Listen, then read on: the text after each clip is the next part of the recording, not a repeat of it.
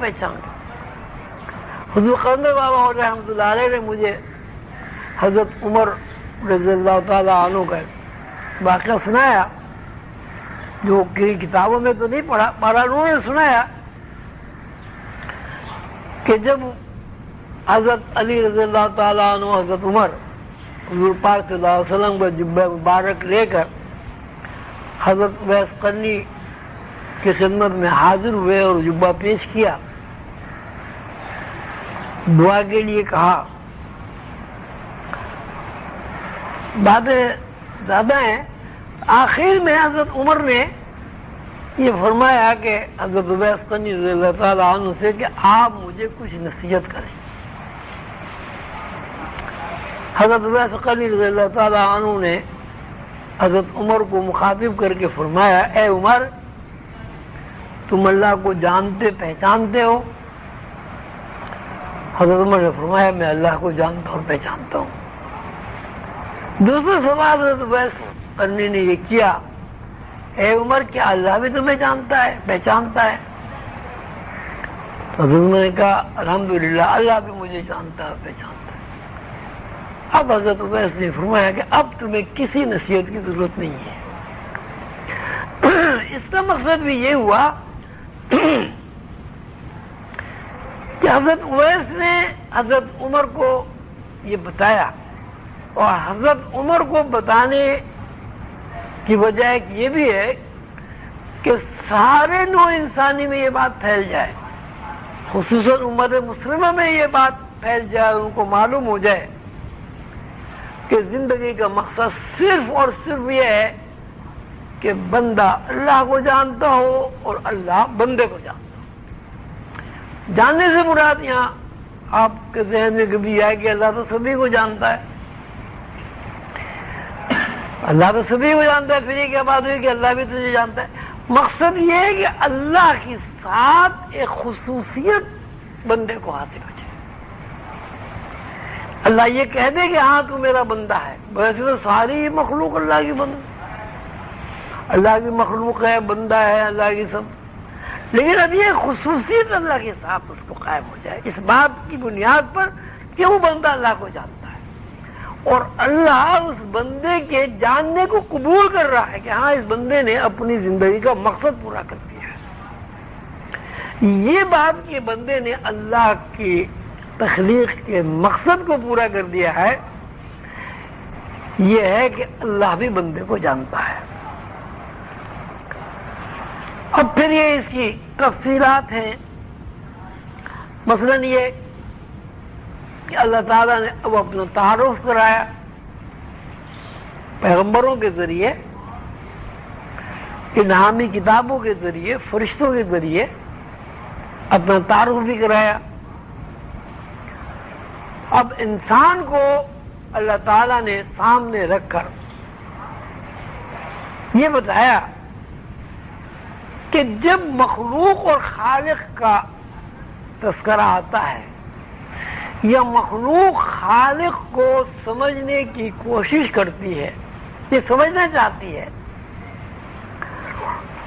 تو اس صورت میں اس کو اپنے ماحول کو دیکھنا پڑے گا، اپنے گرد و نواح کو دیکھنا پڑے گا، اپنی پیدائش کے عوامل پر غور کرنا پڑے گا، کس طرح نشو و نما ہوئی، کس طرح پرورش ہوئی، اس پر غور کرنا ہوگا.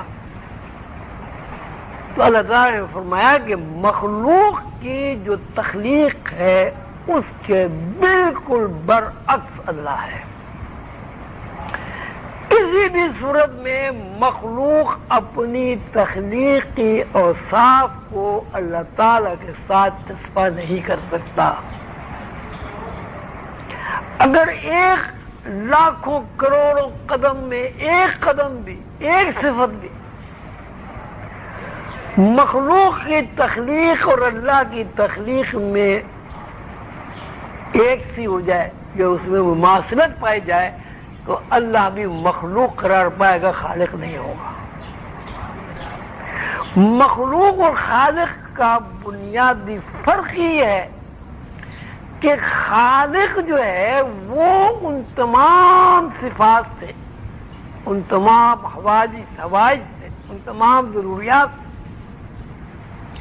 مبرہ ہے، مستثنیٰ ہے، جو مخلوق کو چاہیے اور جن کی مخلوق محتاج ہے۔ اللہ تعالیٰ نے فرمایا قرآن پاک میں کہ اللہ ایک ہے۔ ایک میں بھی بڑا مسئلہ کھڑا ہوا ہے۔ کچھ لوگ کہتے ہیں کہ صاحب جب اللہ کو ایک کہہ دیا تو ایک کے بعد تو دو بھی ہوتا ہے، اور جب ایک کہہ دیا تو ایک کا تعین بھی ہوتا ہے، وہ چیز مشاہدے میں آ جاتی ہے۔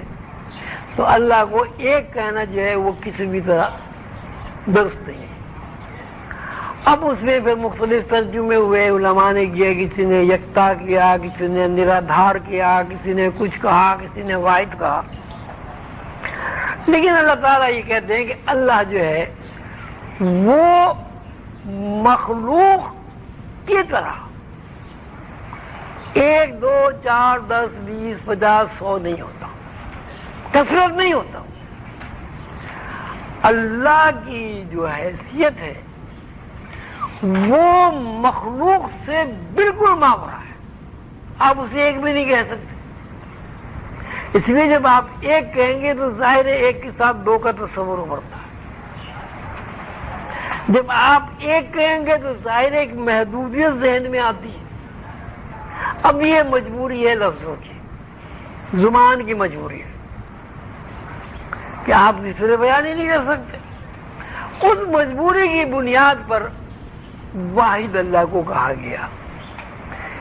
اب اس کو اللہ کو ہم ایک تو نہیں کہہ سکتے، اب ہم یوں کہیں گے کہ اللہ تعالی ایک ایسی ہستی ہے جو مخلوق کے تمام اوصاف سے بالکل الگ ہٹ کر ہے،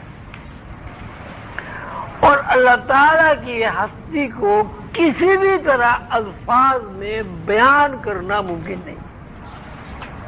مجبوری تو الگ بات ہو گئی کہ اللہ ایک ہے، لیکن اللہ کے وصف کو کسی بھی طرح لفظ میں بیان نہیں کیا جا سکتا۔ اب ہم یوں کہیں گے کہ اللہ وہ ہستی ہے جو مخلوق کے برعکس ہے، اور اس طرح برعکس ہے کہ مخلوق اسے بیان نہیں کر سکتا۔ اللہ کہتا ہے کہ مخلوق جو ہے ہمیشہ کثرت ہوتی ہے، اور اللہ کا کثرت سے کوئی تعلق نہیں۔ مخلوق کسی سے پیدا ہوتی ہے، اللہ کا پیدائش سے کوئی تعلق نہیں۔ مخلوق کا باپ ہوتا ہے، ماں ہوتی ہے، اللہ کو والدین سے کوئی تعلق نہیں۔ مخلوق کی پہچان ہی اس بنیاد پر قائم ہے کہ کوئی خاندان ہو، اللہ کا کوئی خاندان بھی نہیں ہوتا۔ اللہ ایک ایسی ذات ہے، ایک ایسی ہستی ہے کہ مخلوق کے اندر جتنے بھی اوصاف ہیں ان سے ماورا ہے۔ نہ وہ کسی کا باپ ہے، نہ وہ کسی کا بیٹا ہے، نہ اس کا کوئی خاندان ہے، نہ وہ وسائل کا محتاج ہے۔ مخلوق کے لیے ضروری ہے وہ وسائل کی محتاج ہوگی، پانی کی محتاج، ہوا کی محتاج، آکسیجن کی محتاج، کھانے پینے کی محتاج، دودھ کی محتاج، یعنی محتاجی دھوپ کی محتاج۔ مخلوق کا وصف ہی یہ ہے کہ وہ محتاج ہوتی ہے، پیدائش سے لے کے مرنے تک، اور مرنے کے بعد سے دوسری جتنی زندگیاں ہیں ان سب میں مخلوق کے ساتھ یہ مجبوری چپکی ہوئی ہے کہ وہ محتاج ہو۔